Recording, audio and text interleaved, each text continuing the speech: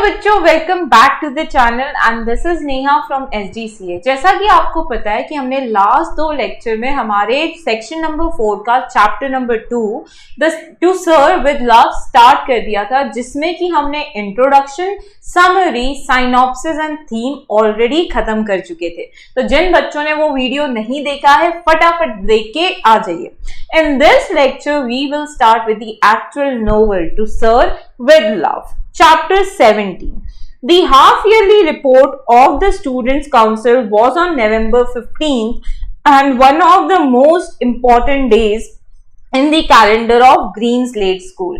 तो जैसा कि हमने समरी और हमने साइनॉप्सिस में देखा था कि स्टोरी जो स्टार्ट होती है वो कहाँ से होती है कि ये जो स्कूल में जिस टीचर में इनको एक्सेप्ट किया गया था जॉब के लिए, वो स्कूल में ना एक सिस्टम फॉलो होता था कि हर हाफ ईयरली में हर एक क्लास के बच्चे को हर एक सब्जेक्ट का प्रेजेंटेशन देना था, जिसमें वो बताते थे कि अब तक वो सब्जेक्ट में वो क्या पढ़ चुके हैं। तो उसे हम कहते हैं half yearly report.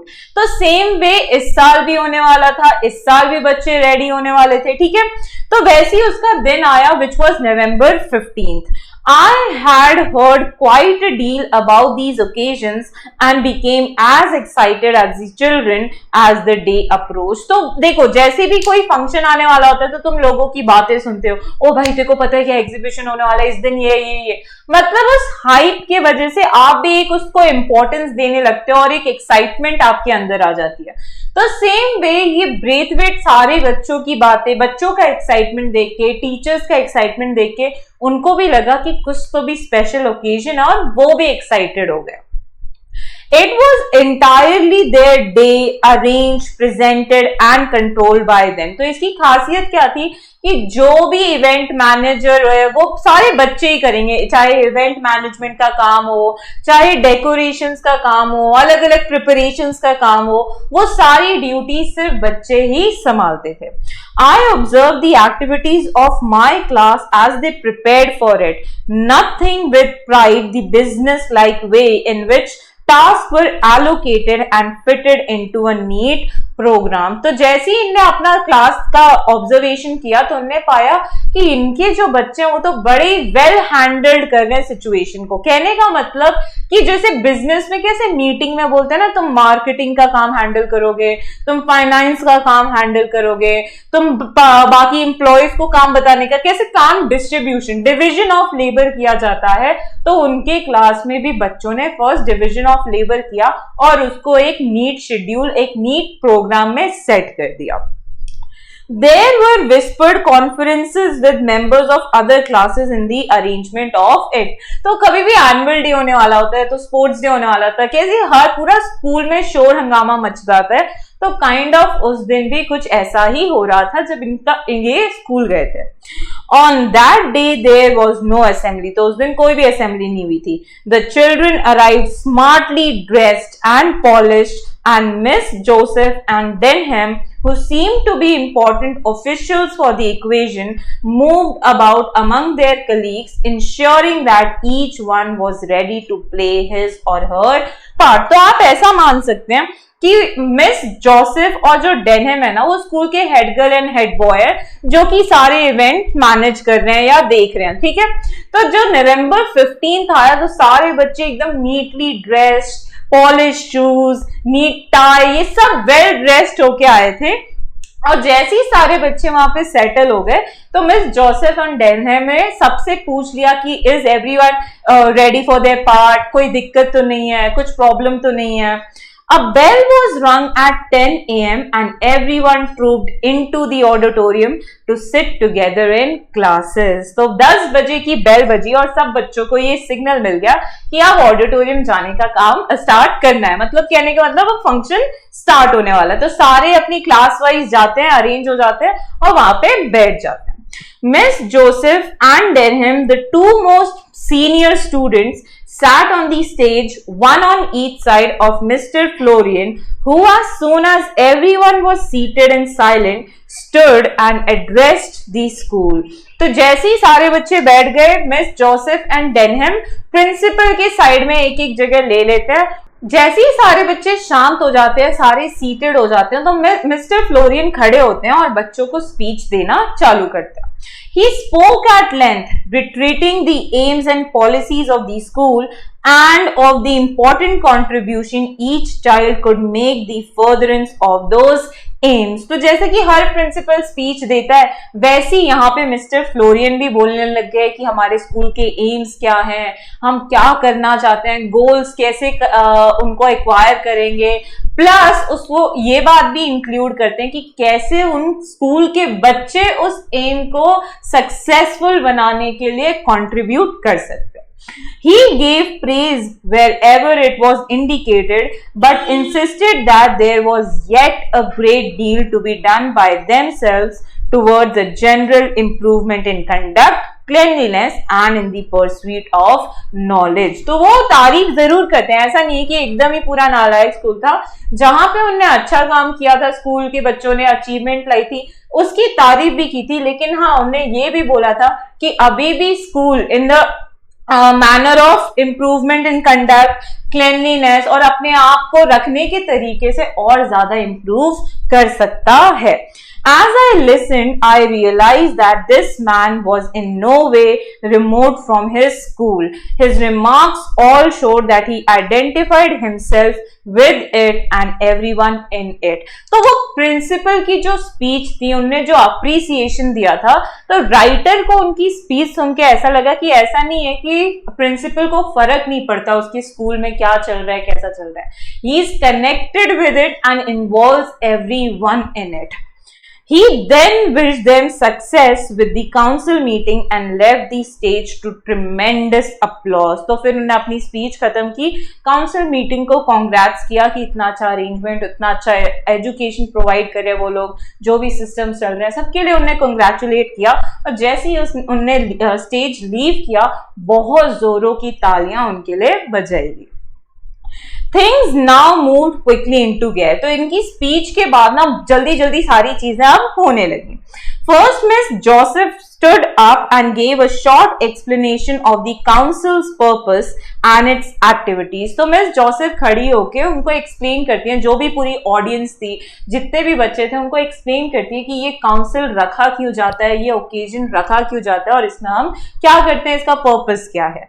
Each class would report through its representatives on the studies pursued during the half year which began after Easter, a represent having been chosen for each subject. तो वो एक्सप्लेन करती हैं कि ये जो council meeting होती है उसमें हर क्लास का कंट्रीब्यूशन होगा. कहने का मतलब हर क्लास से हर सब्जेक्ट के लिए एक रिप्रेजेंटेटिव आएगा और वो प्रेजेंट करेगा कि उनने हाफ ईयरली तक जो भी एजुकेशन पाया है रिस्पेक्टिव सब्जेक्ट में, उनने उसमें क्या क्या सीखा है.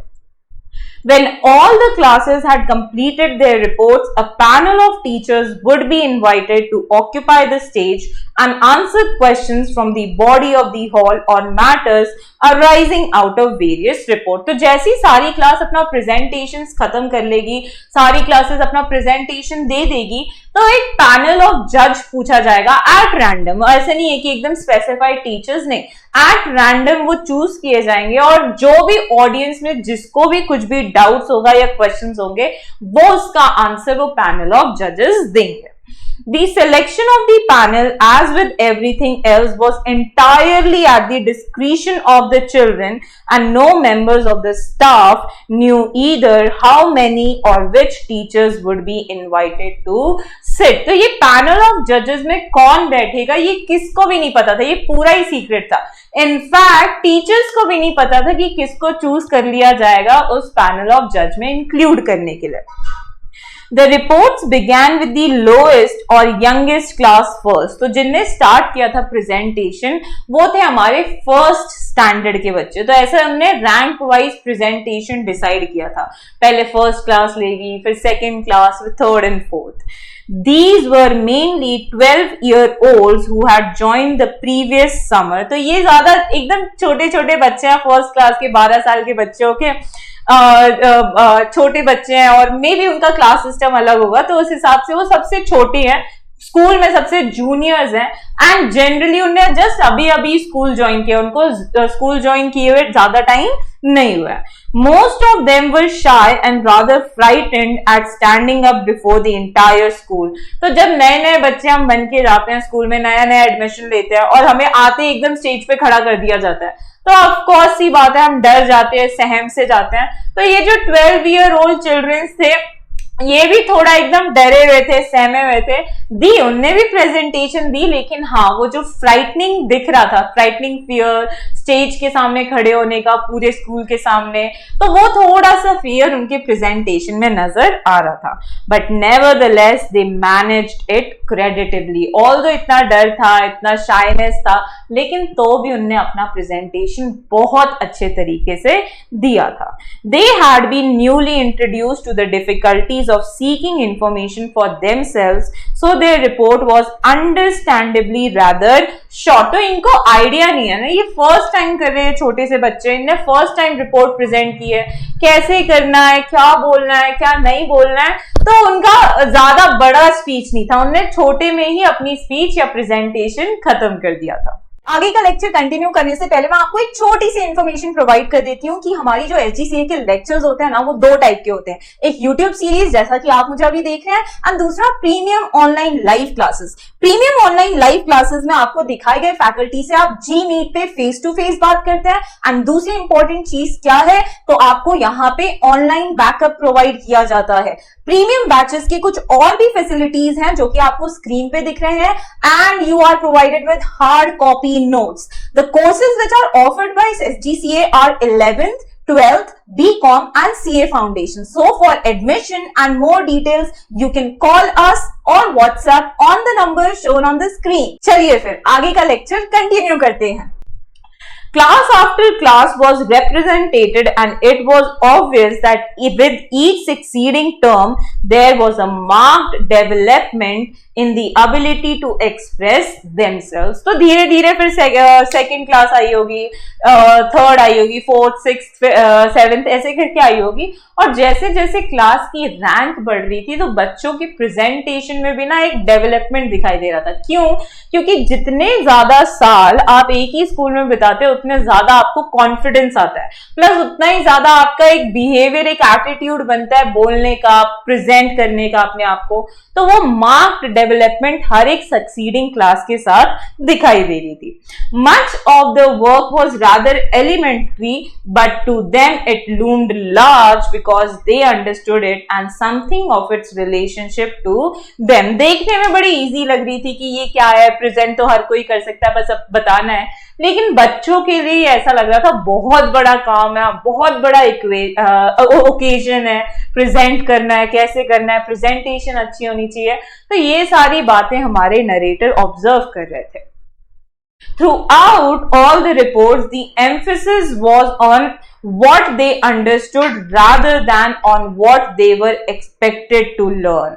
तो ये प्रेजेंटेशन का एक मोटिव था कि उनको वही बातें प्रेजेंट करनी है जो उन्हें सीखी हैं, ठीक है, जो उनको याद रही है या जो उन्हें समझी है. ऐसा नहीं कि प्रेजेंटेशन में ये बताना है कि हम ये सीखने वाले थे, हमने ये सीखा, मतलब ऐसे बस जो एक्सपेक्टेशंस थी वो नहीं बतानी, उनने खुद ने क्या सीखा है वो प्रेजेंट करना है.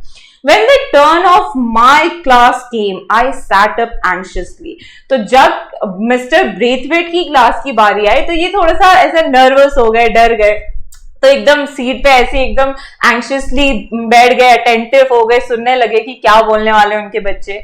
From the list he held in his hand, Denham called out the names of the representatives together with the subject on which they would report. तो जैसे ही इनकी क्लास की बारी आई तो डेनहम के पास एक लिस्ट थी हर एक स्टूडेंट के नाम की with their respective subject जिसपे भी वो प्रेजेंटेशन करने वाला है. तो वो फिर धीरे धीरे कॉल आउट करने लगे. तो Potter, arithmetics, Sapiano, nature study, Miss Peg and Jackson, geography, Miss Dare and Foreman, physiology, Miss Dodd, history, Denham, PT and games, Miss Joseph domestic science. तो इनने ऐसे करके बच्चों को बुलाया स्टेज पे ताकि 1 by 1 वो प्रेजेंट कर सके। I felt terribly pleased and proud to see the confident courtesy with which Denham used the term Miss in addressing each of the senior girls। तो पहली खुशी तो उनको वहीं मिल गई जहां डेनहम ने लड़कियों का नाम लेने से पहले ही उनके आगे मिस लगाया।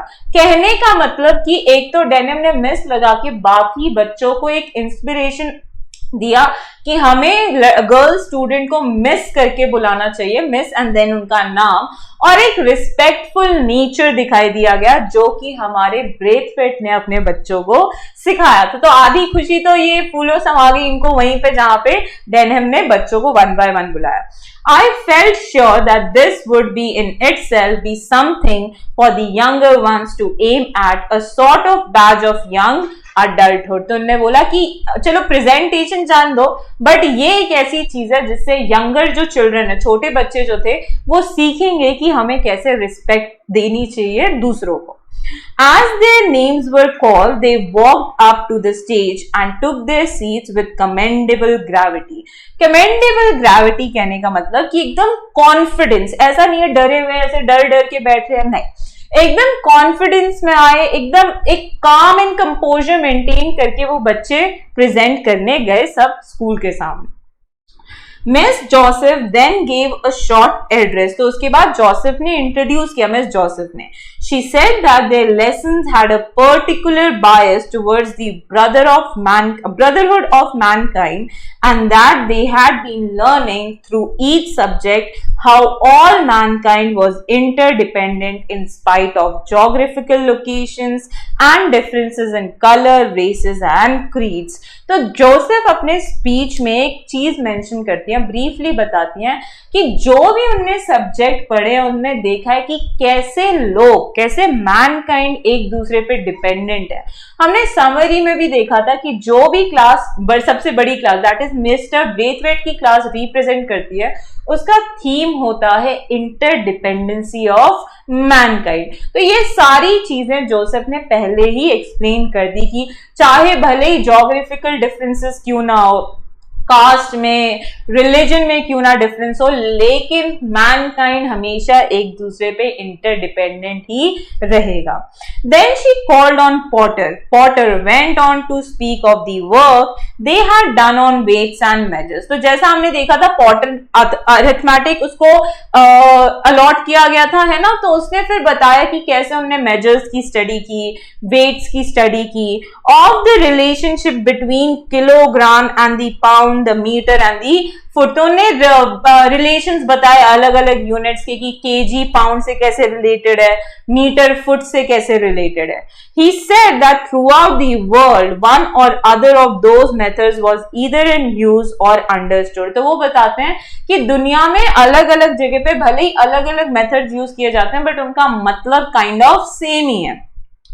And that it was the symbol of greater understanding which was being accomplished between peoples। और भले देखो अभी हम बोले 1 पाउंड, तो 1 पाउंड का मतलब भी हमें समझ जाता है अराउंड समथिंग 600 ग्राम्स, नहीं तो फिर जब हम 1 केजी बोले तो 1 केजी का भी मतलब समझ जाता है। तो भले ही हम यूनिट्स अलग कर रहे हैं लेकिन हमारी अंडरस्टैंडिंग सबकी सेम लेवल पे ही है। Sapiano spoke of the study the class had made of pest। तो सैपियानो का काम था पेस्ट के बारे में बताने का, जो भी उनने किया है स्टडी पेस्ट। बच्चों आपको पता होगा बचपन में आपने साइंस पढ़ते होगे तो पेस्टिसाइड सुनते होगे, तो वो जानवर जो कि किसी खेत में या फार्म में कोई काम के नहीं होते, नुकसान पहुंचाते हैं, उन्हें हम बोलते हैं पेस्ट। तो उनकी स्टडी के बारे में सैपियानो ने सबको बताया। Specially black rot on wheat, boll weevil on cotton and the Colorado beetle on potatoes. तो ये कुछ अलग अलग पेस्ट के नाम है जो कि उनके रिस्पेक्टिव प्लांट्स पे अटैक करते हैं।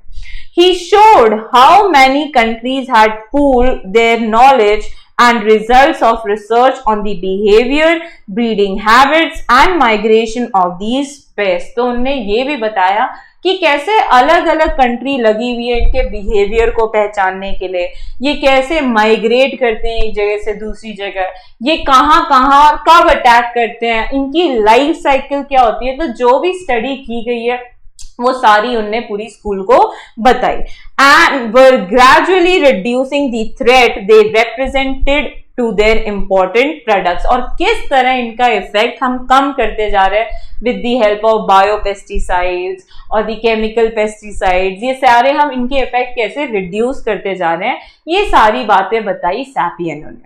Miss Pegg and Jackson divided the report on geography between them। तो geography को explain करने के लिए या geography का representation देने के लिए दो children को allot किया गया, that is Miss Pegg and Jackson। Jackson spoke first on the distribution of mineral deposits and vegetable produce over the earth's surface। तो उसमें से सबसे पहले जैक्सन ने एक्सप्लेन किया कि पूरे वर्ल्ड में जो मिनरल डिपॉजिट्स है ना वो कहाँ कहाँ है, सबसे ज्यादा कहाँ पाए जाते हैं, वो सारी चीजें बताई। फिर उन्होंने वेजिटेशन के बारे में बताया all over the earth, how a country rich in one was often deficient in the other. उन्होंने बोला कि भले एक कंट्री के पास एक चीज बहुत ज्यादा अमाउंट में लेकिन दूसरे चीज की कमी है, जैसे कि सऊदी अरब रीजन को ले लो, वहां पे पेट्रोल से ज्यादा महंगा पानी है बेटा, पेट्रोल वहां अबंडेंटली प्रेजेंट है लेकिन पानी की बहुत ज्यादा कमी है। End of the interchange and interdependence which inevitably follow. तो उन्होंने बोला इस कारणवश कैसे एक कंट्री दूसरे कंट्री पे डिपेंडेंट है, दूसरा तीसरे पे डिपेंडेंट है, तीसरा चौथे पे, इस तरह का जो इनने ज्योग्राफी को यूज करते हुए इंटरडिपेंडेंसी ऑफ मैनकाइंड पूरे स्कूल को एक्सप्लेन किया। Miss peg dealt with human relationships, stressing the problems facing the post-war world for feeding, clothing and housing its population। तो मिस पेग ने कुछ फैक्ट्स बताए कि वर्ल्ड वॉर 2 के बाद कैसे बहुत सारे लोगों के घर में खाने की दिक्कत है, बहुत सारे लोगों का घर टूट गया जहां उनके पास कुछ रहने के लिए नहीं है, कपड़े नहीं है। तो ये सारी जो प्रॉब्लम्स फेस की गई थी आफ्टर वर्ल्ड वॉर 2 वो फैक्ट्स बताए हमारी मिस पेग ने। She also made a reference to the thousands of refugees, stateless and unwanted। Also she mentioned about the refugees। Refugees बच्चा वो होता है जैसे कि दो कंट्री में वॉर हुई, अब जो उनके मिडिल पार्ट में रहते थे तो ना उनका ये वाली कंट्री एक्सेप्ट करी एज अ सिटीजन और ना ये वाली कंट्री, तो ऐसे लोगों का क्या हुआ, स्टेटलेस हो गए, कोई उनको चाहता नहीं है कि वो हमारी देश में आए। And to the efforts and programmes of UNICEF, ये इसके बारे में बताया, और कैसे हमारी जो यूनिसेफ मतलब लोगों के लिए जो काम करती है यूनाइटेड नेशंस, उनने कैसे मदद की इन लोगों की। Furman as usually had a trump card up his sleeve। अब देखो क्लास में हर टाइम एक बच्चा होता है बेटा जो ना कुछ तो भी लोग करके लोगों की अट्रैक्शन छीन लेता है या कैच कर लेता है। तो वैसे ही उस क्लास में एक बच्चा था जिसका नाम था फर्मन। अब इनको पता था कि इनको अटेंशन लेना है, तो इन्होंने ऑलरेडी एक ट्रिक अपने लिए बचा के रखी थी कि कैसे वो लोगों को अपनी तरफ अट्रैक्ट करेंगे। When called, he made a signal to someone off stage, and Welsh and Allison appeared bearing a skeleton between them, together with a sort of gallows। तो फिर जैसी उनकी प्रेजेंटेशन की बारी आई, उन्हें वेल्श एंड एलिसन को एक इशारा किया और उस इशारे पे वेल्श एंड एलिसन स्केलेटन लेके स्टेज पे आके खड़े हो गए। काइंड ऑफ वो स्केलेटन से कुछ तो भी एक्सप्लेन करना चाहते थे, जिसका हमने हिंट अपनी समरी ऑफ द नोवेल में पढ़ा था। अब वो क्या था, उन्हें स्केलेटन को यूज करके इंटरडिपेंडेंसी ऑफ मैनकाइंड कैसे एक्सप्लेन की, कैसे बताई, ये सब पार्ट हम पढ़ेंगे नेक्स्ट लेक्चर में। बाय फॉर नाउ बच्चों। If you really like the video, do hit the like button and subscribe for latest notifications. Share with all your friends, और अगर आपको कुछ भी बातें अच्छी लगी होंगी तो हमें कमेंट बॉक्स में जरूर बताइएगा। You can follow us on various platforms shown on the screen. So bye bye, see you in the next lecture.